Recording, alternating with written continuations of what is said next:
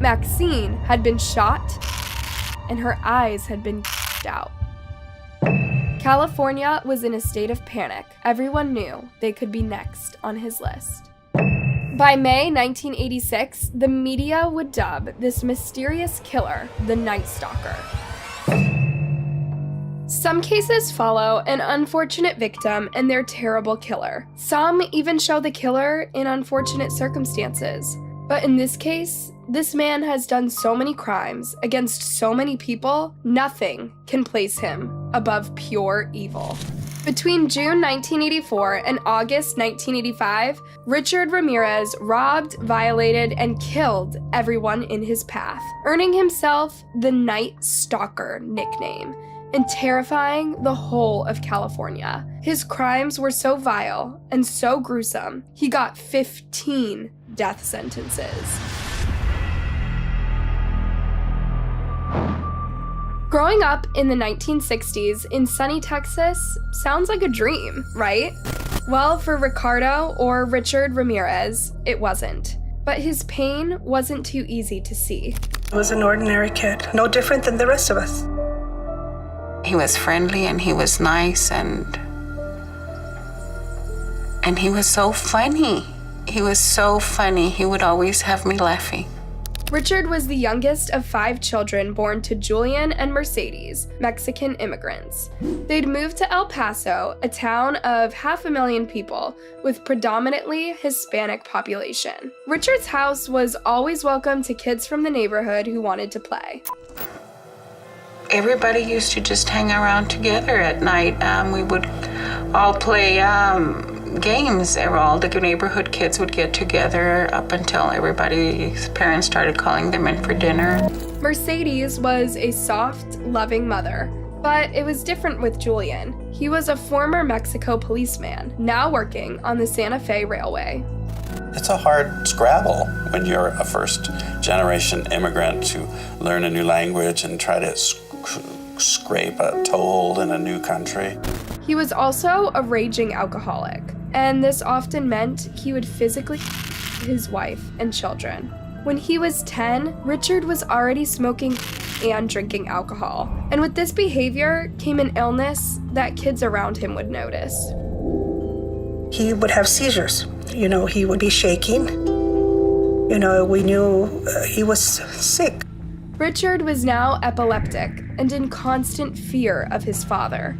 When he was 12, he started to take a liking to his cousin, Mike. He felt protected by him. But Mike was a serial killer and a racist. He was constantly boasting about the atrocities he'd committed in the Vietnam War and would show Richard Polaroid pictures of women he'd violated, killed, dismembered, and And he pulled out this box and showed all of these photographs of the women he was, or the heads he was cutting off.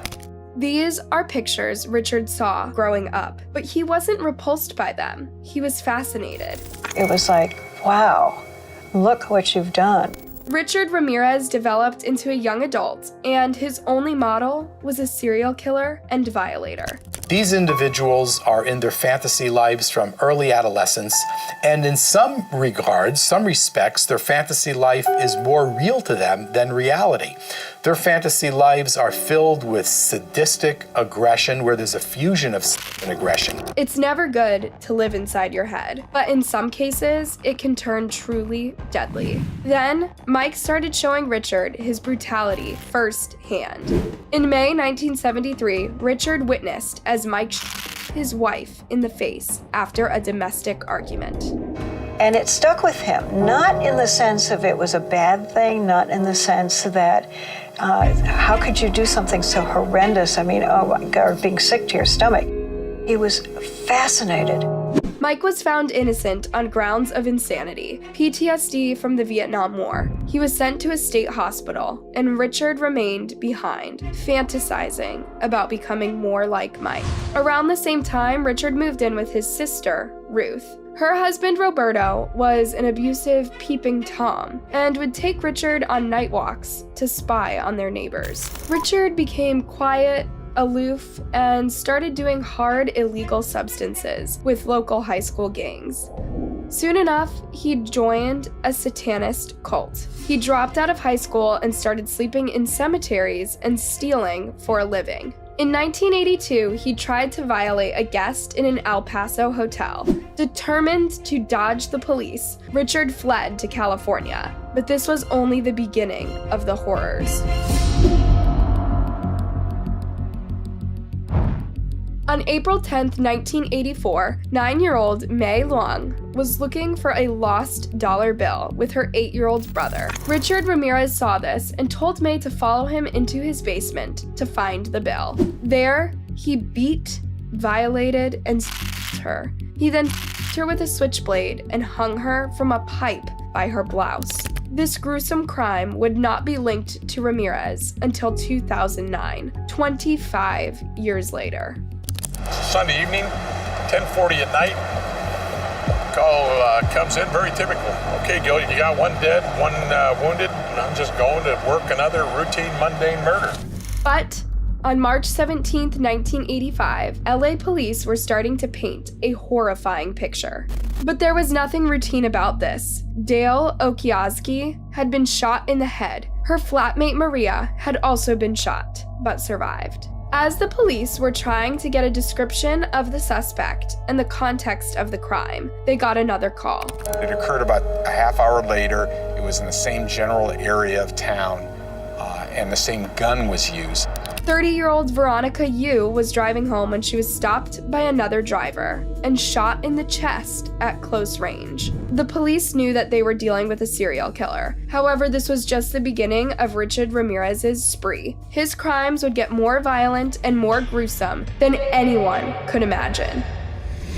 On March 27th, the bodies of Vincent and Maxine Zazzara were discovered in their home. The same gun had been used, but the behavior was different. Vincent had been shot in his sleep, but Maxine had been shot and her eyes had been out. Ramirez had taken them as trophies. Many serial murderers take souvenirs from people that they kill, whether it's a piece of flesh, piece of jewelry, something. It is a concrete reminder. It's something they can see, something they can hold on to, something that says, wow, you did this. 2 weeks later, Bill and Lillian Doy were found dead inside their home in Monterey Park. They were in their mid-60s, and Ramirez's victims kept getting older. Bill had been shot on the spot, but Lillian had been handcuffed, beaten, and violated. She was an invalid and had no chance of defending herself. When he was done, he let Lillian live and left the house. The detectives started to understand the criminal mind behind this. Men he was killing because they were the obstacle to get to his lust, the women. It was an issue of control. It was an issue of not being overpowered.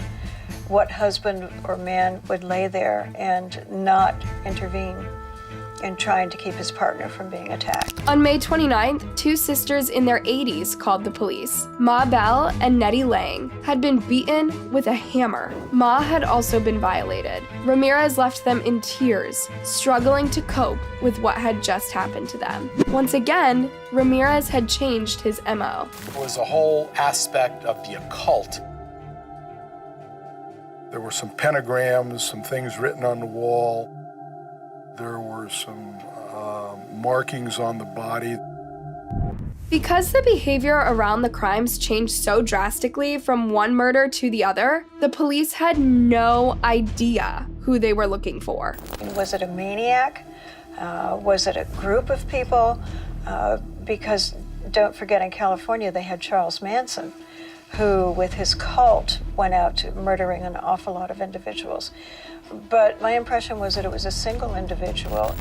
The opinions were mixed. Some psychologists thought that there had to be a group, but the majority of people involved in the case thought it was one young man whose MO was simply getting darker and more gruesome as he wasn't getting caught. This was true. When Richard Ramirez first came to California, he stole cars and burglarized homes because many people would leave their doors unlocked. And he would go through the unlocked doors and unlocked windows Sometimes he would go in and burglarize when nobody was home at night, and then he got bolder and bolder and bolder. For Ramirez, breaking and entering had horrifying overtones. He wasn't just doing it for material gain. He enjoyed looking inside someone's home. Then he enjoyed coming into a house where people were sleeping.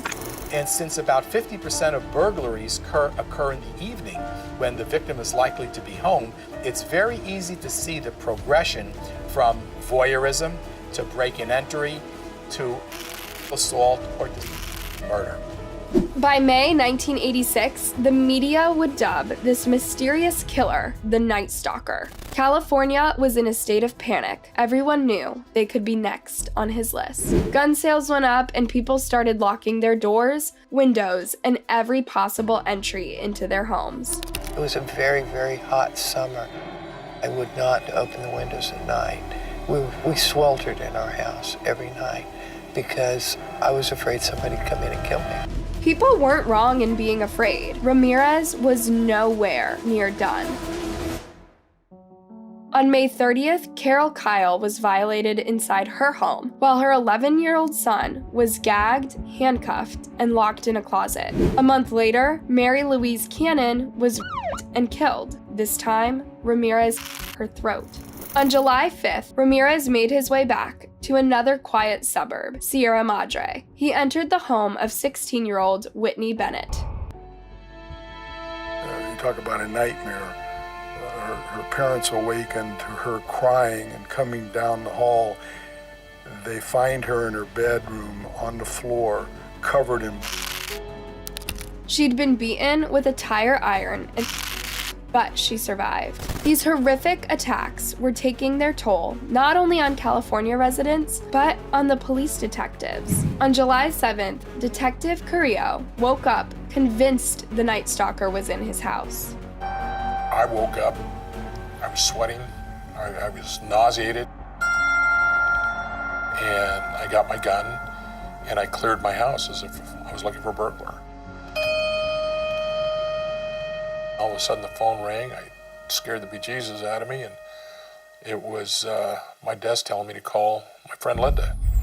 Linda's neighbor had been robbed and violated. The same night, another woman in her 60s had been beaten to death. 2 weeks later, he did the same, entered 2 homes and killed everyone in them within the same day. This time, he made a mother say, "Hail Satan," before violating her, then violated her 8-year-old son too.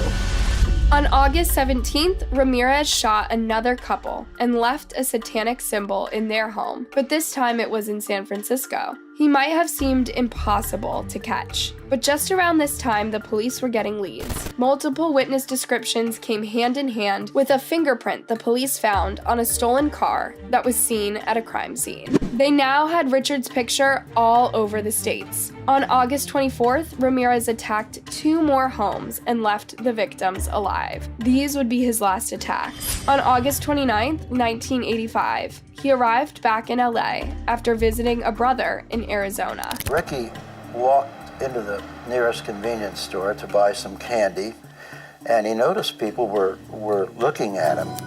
When he got to the counter, he realized the newspapers were filled with pictures of him. A woman screamed, "It's him! El Matador," meaning killer in Spanish. Ramirez immediately ran off, and what followed was a movie-worthy police chase, with cars, helicopters, and street officers following him throughout LA. Finally, a couple of young citizens tackled him on Hubbard Street. And tackled them right here up against this fence. Citizens come out and surround him. And he was right here, just sitting down right here. Richard Ramirez was finally in custody. The people of California could finally rest, and the victims of their families could try to recover from a truly horrifying year. Now the police were finally face to face with the Night Stalker. He was much more intelligent than I envisioned. People think of him as a crazed man. I didn't think he was crazy. Although he dropped out of school at 15, Ramirez was well versed in serial killers. They were his lifelong passion, ever since his cousin had taken him under his wing. But Mike is not accountable for Richard's gruesome crimes.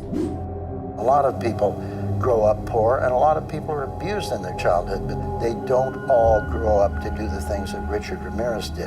In 1989, he was found guilty of 13 murders and 30 attempted murders, violates, and assaults. He was sentenced to death. While on death row, Ramirez married a groupie, Doreen Loy, who had written him almost 75 letters since his arrest in 1985. But in 2009, Ramirez's DNA was linked to the violation and death of 9-year-old May Luong, and this was too much even for Doreen, who left him.